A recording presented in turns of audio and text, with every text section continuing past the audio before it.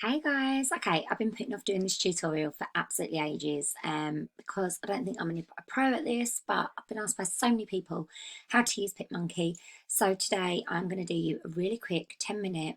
This is how to make some cute thank you tags that can go on your orders and just show you the very basics. So this is on my laptop. It's you can also use this on your mobile.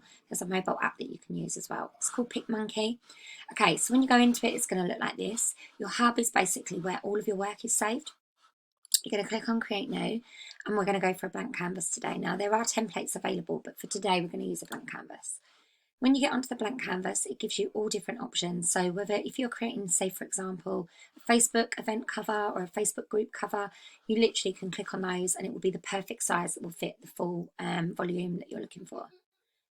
For this, I'm just going to use an 8x10 image because it's a generic, a good size really that works for everything.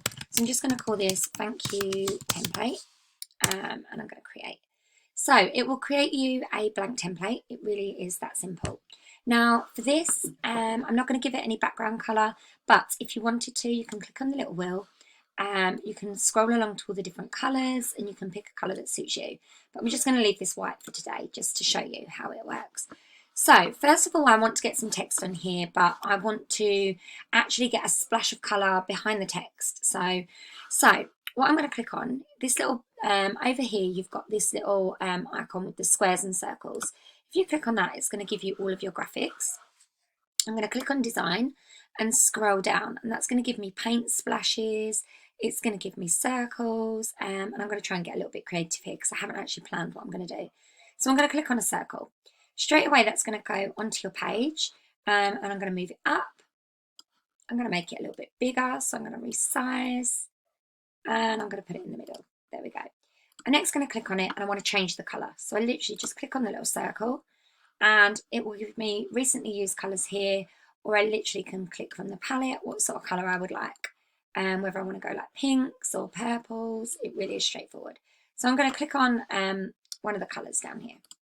Let's just make this a little bit smaller and bring it central. Your red line comes up, that's your central line, so it allows you to keep it central. And then I want to get some text on here to say thank you for ordering with me. So I'm going to click on the TT, click on that, and it will say add text. So I'm literally going to add on the text. This little box here, the layers, is basically every little thing that you're adding onto your image. I'll come on to this a little bit later and explain what this does. So I am going to click here. I am going to put thank you for your order. So keep it really simple. Highlight the words like you would do in a Word document and click on this little drop down box here.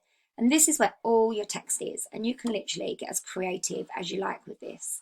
So usually I like to, actually I'm going to put this into, so we're going to do thank you first of all in one text. So I use a lot of like curly swirly texting. I'm sure they're not called curly swirly texting, but that's what I call them. One in particular that I use is called Language Script. I use that quite a lot. It's my favourite one. And you'll see that on quite a lot of my like, artwork and stuff that I do. So I'm literally going to drag it where I want it. And you can play about whether you want it central, whether you want it slightly off the circle. So I'm going to go slightly off, and I just want it a little bit bigger. So I can use, I'm going to highlight it again and use this little slider here to just make it a little bit bigger. Okay, I'm going to keep it in black. I then want some more text underneath, so I'm going to add text again. And I'm just going to put for your order. Now again, I want that in a different colour. So I'm going to highlight there, and I'm just going to pick a different text. There we go. So we're going to go with this. Bring this up here. Thank you for your order. Okay, so that's how that's going to look. To start with, I then have a logo that's already done. So I want to insert that. So I'm going to go add image, click on my hub, and I'm going to go into my branding folder. That's where I saved everything. And there is my little brand logo there. So I'm going to click on that, click on add image, and that should bring that into my image. And I'm just going to click on that and add that in the top there. So you can see it's starting to come together now. Okay, so my next thing I want to put is a little bit more text, saying I appreciate your order so much. Hold on. What are we going to put on here? What else are we going to put? Thank you for your order. Love, Lisa Forward. Okay, keep it simple. Keep it simple.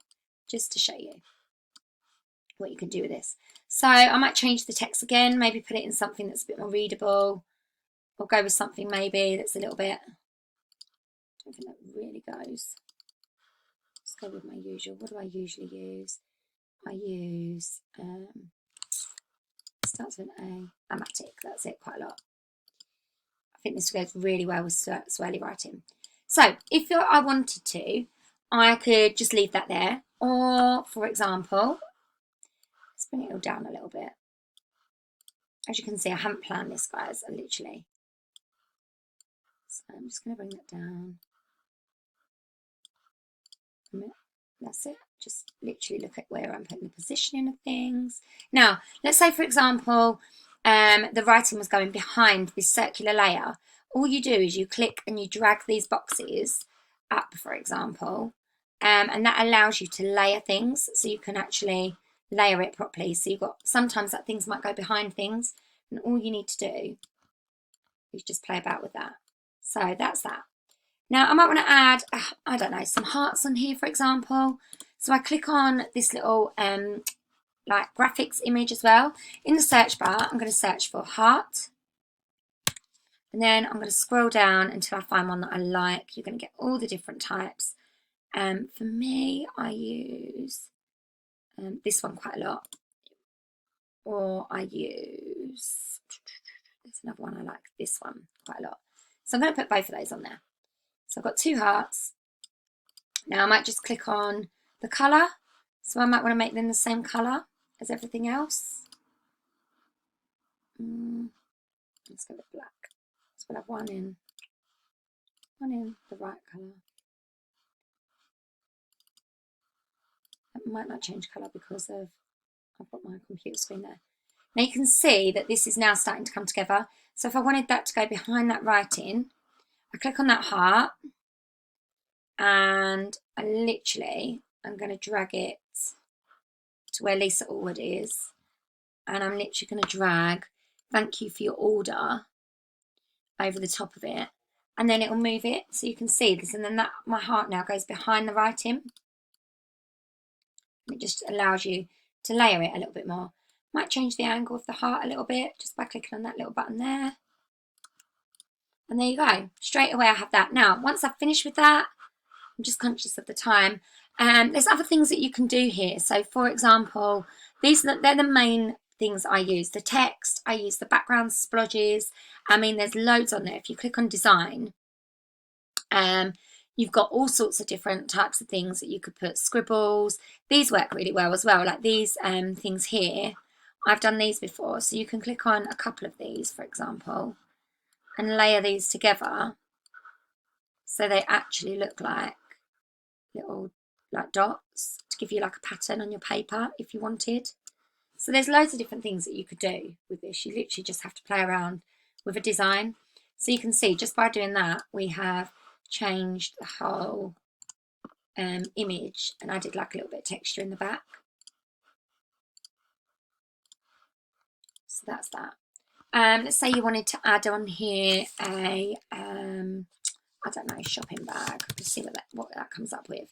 So if we click on shopping, for example, it might give you the option to click on a bag. You might want to add a little bag in.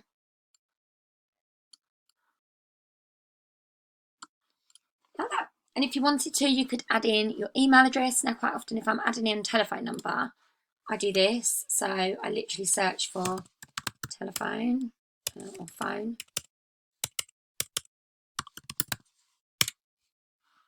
And a little scroll down, there's a really cute little phone on here, this little corded one. So I literally click that into the image. And just need to make sure you've clicked on the image before you try and make it smaller.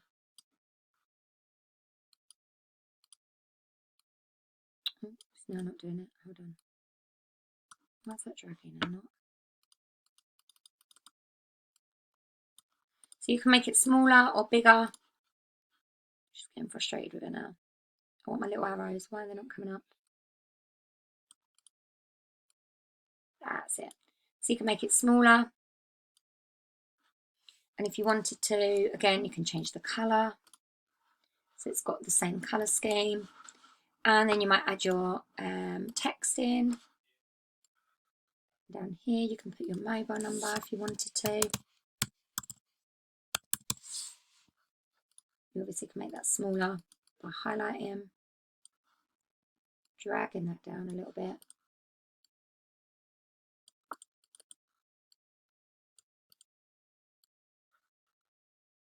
And there we go.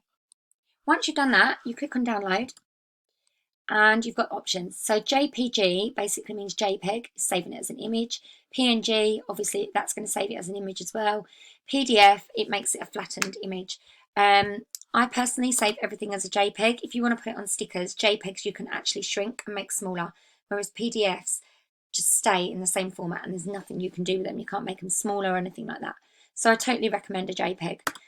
Once you download it, it should go into your downloads. She says, and it's there and you literally can print. So say you wanted to print, I don't know, let's say loads of these. You could print lots of them if you wish to. One of the other things that you also can do in here, in your hub, is save all of your work into different little folders. Just by clicking on this little button here, it gives you the option for a folder. And you've also got your templates. So if you click on templates, say, I'm just conscious of the time, you could say you was doing business cards. It literally gives you all your templates of your business cards. So you could click on if there's any that you like, for example, and you know, it's that simple. It's just adding in your details. And then you can add stuff to it if you wish to. So that's a really quick PicMonkey tutorial. I hope it helps you. I hope it helps someone. And, you know, if you've got any questions, feel free to ask. See you later, guys. Bye.